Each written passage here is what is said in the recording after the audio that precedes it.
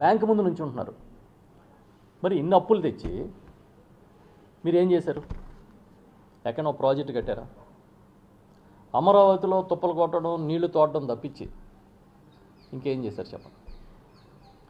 ఇదే కాదు, అసలు మీరు చూసుకుంటే ఒక పథకం అమలు చేయట్లే, మీరు ఇచ్చిన హామీలు అమలు చేయట్లేదు, ఏ స్కీము ముందుకు నడవట్లేదు. గతంలో చేపట్టిన పనులు, ప్రాజెక్టులు మధ్యలో ఆఫీసర్ జగన్ గారి మీద కోపంతో. మరి ఇంక ఇప్పుడు ఎక్కడి నుంచి వచ్చింది ఈ అమౌంట్ అంతా? ఏం చేస్తున్నారు? చేసిన అప్పు డబ్బులు ఏం చేస్తున్నారని మేము అడుగుతున్నాం ప్రజల తరఫున. జీతాల టైంకి ఇవ్వట్లేదు, పోనైనా పథకం ఇచ్చారా? ఆ పథకాలు అమలు చేయట్లేదు.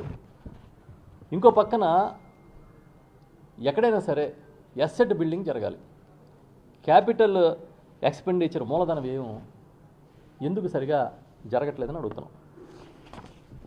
నేను ఇందా చెప్పిన 8 నెలల కాలానికి, అంటే 2023-24 చివరి 8 నెలల కాలానికి, ఏప్రిల్ టు నవంబర్